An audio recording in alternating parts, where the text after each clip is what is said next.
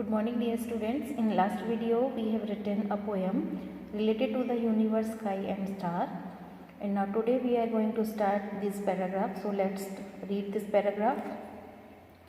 Have you ever looked up into the sky, night sky, and wondered just how many stars there are in space? क्या आपने कभी रात में जो है आसमान की ओर देखा है और देखकर आपको आश्चर्य हुआ है कि स्पेस में यानी कि अंतरिक्ष में कितने तारे हैं? This question has fascinated scientist. ये क्वेश्चन जो है वैज्ञानिकों को, साइंटिस्ट यानी वैज्ञानिक, एज वेल एज फिलोसोफर्स यानी कि दार्शनिक, म्यूजिशियन यानी कि जो म्यूज़िक देते हैं, ड्रीमर्स, सपने देखने वाले, सबको जो है फैसिनेट करता है यानी कि अट्रैक्ट करता है थ्रू आउट द एजेस, यानी कि हर समय में, चाहे भले वो कोई भी समय हो, ये जो क्वेश्चन है सबको फैसिनेट करता है। Stars are not scattered randomly through the space. जो ये तारे हैं जो हैं स्पेस में रैंडमली यानी कि यहाँ वहाँ स्कैटर नहीं, यानी कि बिखरे हुए नहीं हैं। They are gathered together into vast group known as galaxies. तो ये जो तारे हैं एक साथ इकट्ठे हैं बहुत बड़े बड़े ग्रुप में, वास्ट यानी बहुत बड़े बड़े ग्रुप में, जिसको कि हम गैलेक्सीज़ के नाम से जानते हैं। इट मीन्स गैलेक्सीज़ जो हैं वो बहुत सारे तारों का एक ग्रुप है। The sun belongs to a galaxy called the Milky Way. Milky Way नाम की एक गैलेक्सी है, ठीक है। सन जो है उसको बिलोंग करता है, यानी सन उसके अंदर आता है। Astronomers estimate there are about 100,000 million stars in the Milky Way alone. Astronomers यानी कि खगोलविद, यानी कि ये जो स्पेस के बारे में और स्टार्स के बारे में जो और प्लैनेट्स के बारे में जो स्टडी करते हैं उनको हम एस्ट्रोनॉमर्स बोलते हैं। तो इन्होंने एस्टिमेट लगाया है कि हमारी जो मिल्की वे गैलेक्सी है, इस अकेली एक गैलेक्सी में 100,000 मिलियन स्टार हैं, यानी कि इतने सारे स्टार जो हैं सिर्फ हमारी मिल्की वे में हैं। Outside that there are millions upon millions of other galaxies also. और आपको ये जान कर के बहुत ही आश्चर्य होगा, बहुत ही आप फील करोगे कि कितना अजीब है ये जो गैलेक्सीज़ हैं, इन गैलेक्सीज़ की संख्या भी मिलियंस अपॉन मिलियंस है, ठीक है। इतनी गैलेक्सीज हमारे इस यूनिवर्स में हैं। It has been said that counting the stars in the universe is like trying to count the number of sand grains on a beach of earth. ऐसा कहा जाता है कि यूनिवर्स में तारों को गिनना उसी के समान है, ठीक है, जैसे कि अर्थ के ऊपर जो बीच होता है, यानी कि समुद्र का जो किनारा होता है, वहाँ पर जो रेत होती है ना, आपने देखी है ना सैंडविच कैसी होती है, रेत जो होती है, क्या आप उसके जो पार्टिकल्स होते हैं, स्मॉल पार्टिकल्स, उसको काउंट कर सकते हैं? तो बस सेम वैसा ही जो है इन तारों को गिनना है। We might do that by measuring the surface area of the beach and determining the average depth of the sand layer, ठीक है। तो हम उसकी जो है सैंड लेयर है उसका जो है एवरेज डेप्थ जो है वो सिर्फ निकाल सकते हैं, ठीक है। तो इस तरीके से ये पैराग्राफ हमारा यहाँ पर फिनिश होता है। मूव करते हैं नेक्स्ट पेज पर, और इसमें एक छोटा सा पैराग्राफ दिया है। Do you know in 1995 an image from the Hubble space telescope HST suggested that star formation had reached a peak at roughly 7,000 million years ago. The picture shows a satellite mapping of our Milky Way. मतलब इस paragraph का meaning है कि जो Hubble space telescope था उसने जो है हमको ये बताया था कि 7,000 मिलियन ईयर्स एगो पहले ही ये जो मिल्की वे है इसका बनना शुरू हो गया है। तो ये आप पिक्चर में जो देख रहे हो ना, ये तो आपका HST है, और ये जो पिक्चर आपको दिखाई दे रहा है ये आपका मिल्की वे है, ठीक है। अब नेक्स्ट है आपकी एक स्मॉल पोएम दी हुई है जिसका नेम है फ्लावर। ये जो पोएम है रविंद्रनाथ टैगोर के द्वारा लिखी हुई है, जो कि हमारे देश के एक महान साहित्यकार थे, ठीक है। चलिए स्टार्ट करते हैं poem. Pluck this little flower and take it, delay not, ये जो एक छोटा सा फ्लावर है इसको प्लक यानी तोड़ लो। डिले नॉट, देर मत करो। I fear lest it droop and drop into the dust, मुझे डर है कि कहीं देर ना हो जाए और इस केस में जो है ऐसा होने पर वो मुरझा जाएगा और फिर मुरझा कर जो है वो नीचे मिट्टी में मिल जाएगा यानी कि ज़मीन पर गिर जाएगा। I may not find a place in your garland but honour it with a touch of pain from your hand and pluck it.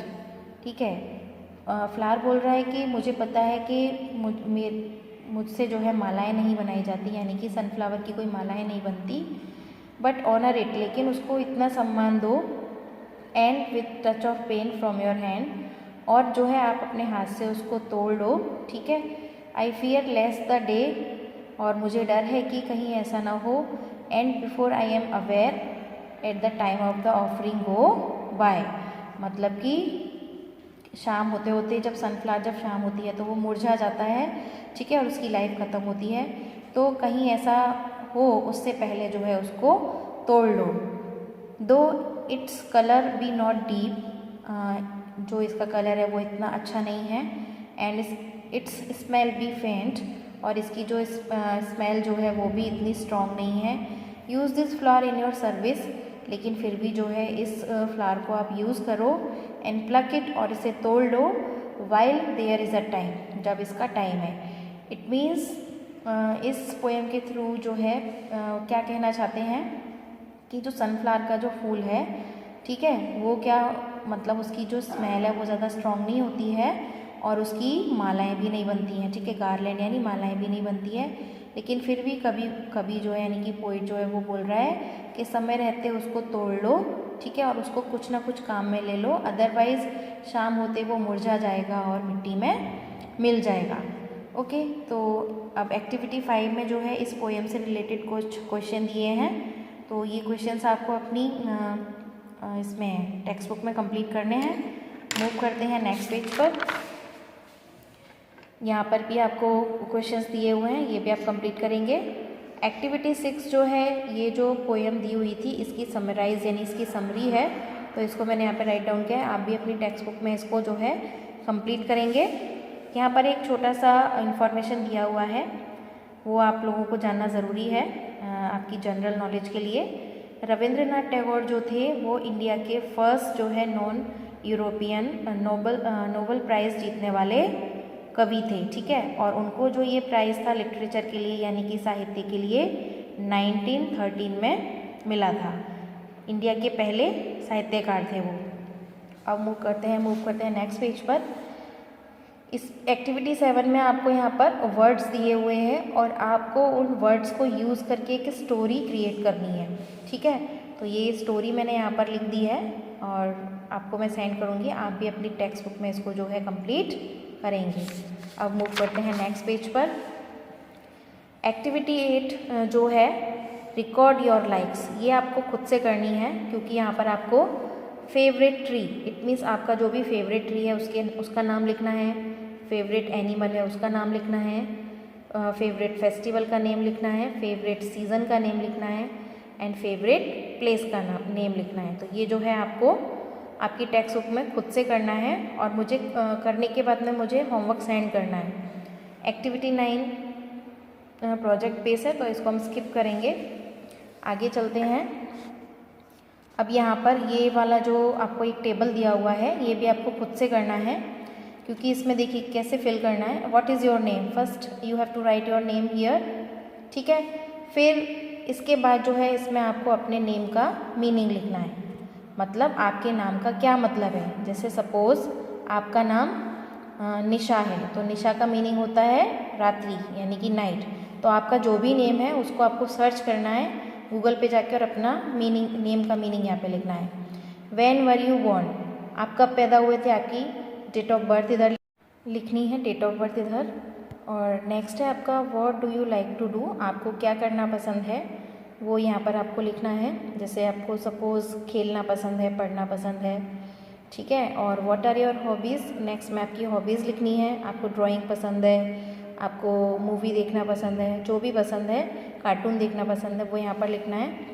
Which season do you like, आपको कौन सा सीज़न पसंद है, समर, विंटर, रेनी सीज़न, वो यहाँ पर लिखना है। 2 वर्ड्स अबाउट नेचर, नेचर यानी कि जो हमारी ये जो प्रकृति है उसके बारे में कोई भी 2 वर्ड आपको लिखने हैं, जैसे सपोज ब्यूटीफुल नेचर, ठीक है, फैसिनेटिंग द नेचर, ये आपको यहाँ लिखना है। Your favourite hill station, hill station यानी कि सपोज कश्मीर, ठीक है, शिमला, माउंट आबू, आपको जो भी फेवरेट आपका जो हिल स्टेशन है उसका नेम यहाँ पे लिखना है, या आपकी जो विश है वो यहाँ पर लिख सकते हो, जो हिल स्टेशन जाने की विश है उसका नाम यहाँ लिख सकते हो।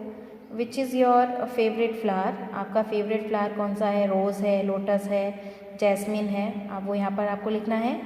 विच colours do you like the, आपको कौन कौन से कलर्स पसंद हैं, ठीक है, एक से ज़्यादा कलर्स के नेम आपको यहाँ पर लिखने हैं। विच बर्ड्स डू यू लाइक, आपको कौन कौन से बर्ड्स, कितने कौन कौन से पक्षी आपको पसंद है वो यहाँ पर आपको लिखने हैं। Which is your home town, और आपका होम टाउन क्या है, ठीक है, वो होम टाउन का नाम आपको यहाँ पर लिखना है। नेक्स्ट है आपकी एक्टिविटी 10। तो एक्टिविटी 10 में जो है हमको नेचर के ऊपर एक शॉर्ट पैराग्राफ लिखना है। मैंने लिखा है, आपको इसमें से कॉपी करना है, और लास्ट आपका जो है लास्ट पेज पे यहाँ पे ये कंप्लीट होता है, ठीक है। तो in this way we have completed unit 11, और नेक्स्ट हम स्टार्ट करेंगे अगले वीडियो में। Thank you.